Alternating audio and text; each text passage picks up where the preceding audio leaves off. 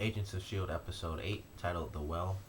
This episode was pretty cool. We got a bit of a tie-in with the Thor movie. It wasn't nearly as much as I thought it was. I thought that, the staff in this episode was actually in the film, but it wasn't. But it doesn't, it didn't really matter.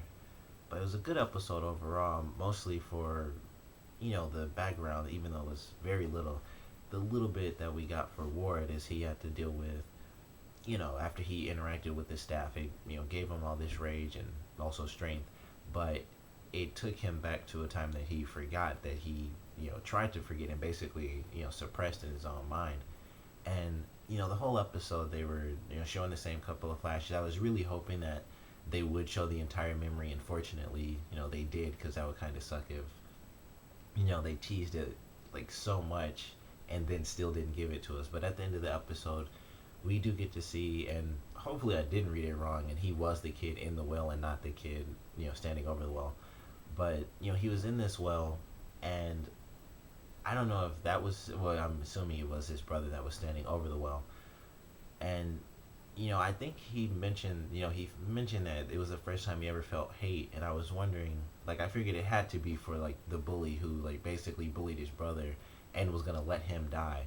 And it wasn't for his brother himself. But it was such a small scene. I still feel like it didn't actually explain enough. Like, it seemed like, I mean, it's obvious that the kid was gonna let him die, so I can kind of get it, but I feel like it should have just been more. It felt like it wasn't as powerful as I was hoping it would be. It was really the flashes that we got, plus 3 or 4 lines of dialogue, and it didn't seem like it was incredibly powerful. But I did enjoy the fact that we at least got it, and now he has that rage. And it, as the Asgardian said in this episode, it takes, he was like, give it a few decades and it'll eventually wear off too, just like the strength. But, with him having that, it means it's going to stick with him throughout the rest of the season and pretty much the rest of the series, unless this series goes on and just, skips decades. But, he's going to have that in his head a lot more often now, so I think it could come back possibly next week, or in future episodes, where it just randomly clicks in his head, where he sees something that reminds him of that memory, and it'll distract him for a second, and that can lead to some really dangerous stuff in this show. So I'm excited to see how that plays out, because I think it was really cool. Like I said, I didn't personally think it had enough impact, but it was a good it was good to finally see that, and it showed some character development for him, where he had such a traumatic event happen in his life that made him feel hate, like he almost died. And now that's going to be highlighted in his brain for like I said, the rest of the series. So it'll be good to see how he adjusts with that. And him and May, I don't know, that just kind of came out of nowhere for me. But May also helps him out, which was cool to see her fight. And I enjoyed May in this episode. I felt like she had some good, she had like a comedy moment in the beginning talking about Thor. I feel like she just had a lot of dialogue and a lot of moments in this episode. And when she holds the staff, she has like the entire thing.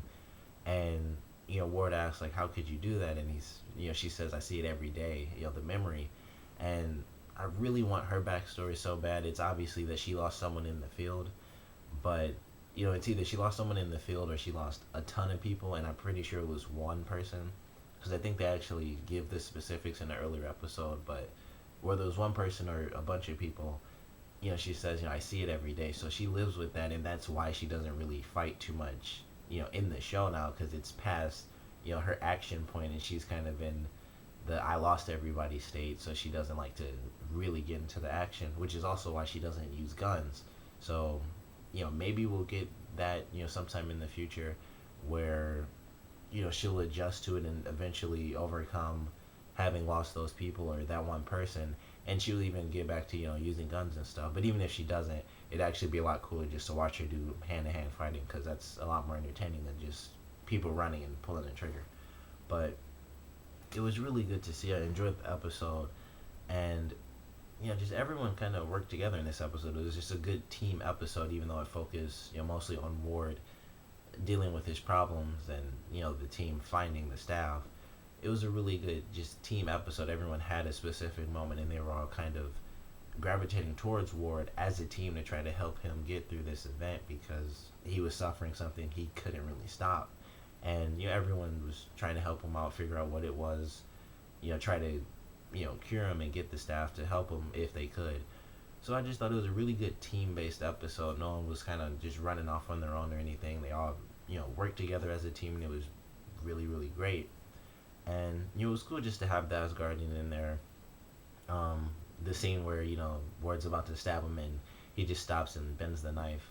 It was really funny how Coulson was like, "I'm really glad I called that, because that would have been embarrassing." But it was cool to have an Asgardian in there. He talks about his past life and stuff, and he was kind of a perv. He's like, I mean, he's thousands of years, so it's totally different, I guess. But he's like a teacher, but he was like dating the student and stuff. I thought that was kind of funny, but at the same time, sort of pervy. But overall, it was a great episode. I thought it was just really well done, and I'm excited for future episodes and the little hints that they put in this one. Like I said, May and Ward, that could just be like a one-time thing, because with May being the character she is, it could just be like, didn't even happen. But at the same time, it could be the opposite of that, because now they kind of have that connection, which is, I'm assuming, what led to that. Otherwise, it was just they had the hots for each other the whole time, and we just never saw that. But they have this bond now where she's always been living her loss, and now he's stuck living his loss as well. So, or his tragic memory. So they have that bond, and we'll see if that does actually come out in future episodes. And we just have to see what happens with Coulson, because he now has had a dream of being in Tahiti. So I don't know if that's him actually having a memory, or if maybe Fury figured some stuff out. Who knows? And they have like some random mind implant type stuff where they just like drop a memory here and there. But he was having a dream of Tahiti. Then he wakes up and he's sweating and shaking and stuff. So it wasn't just, oh, I had a dream, I remember now. He woke up kind of in a panic, almost as if he was having a nightmare. So maybe it'll sort of subside, help him sort of let go of chasing his past a little bit, or it'll make him go full force, and he'll be like, okay, I remember this one thing, but why can't I remember anything else at all? So it could take him in one of two ways, but I assume it'll take him in the path of him trying to find out even more. And if I remember this one memory, why can't I remember anything else? Why can't I remember being recovered, like he says? I don't remember being revived or being in the hospital or anything like that. So we'll have to see how that plays out, but I'm really excited to see where things go for next week. And hopefully more team episodes like this. It wasn't anything insanely special, so hopefully next week, or upcoming episodes, we get a more special mission, I guess. I feel like it was a good mission, but it wasn't insanely amazing, just because the point of the episode was obviously to focus on Ward. But next time we get a really good team-based episode, I hope it's a lot like when everyone kind of rallied around Sims and stuff like that. But love the episode, so comment below, let me know what you guys thought. Favorite part, least favorite part, and I guess the big question for this week, how do you think things are going to go in the series now that Ward and May got together at the end of this episode? Comment below, let me know, and thanks for watching.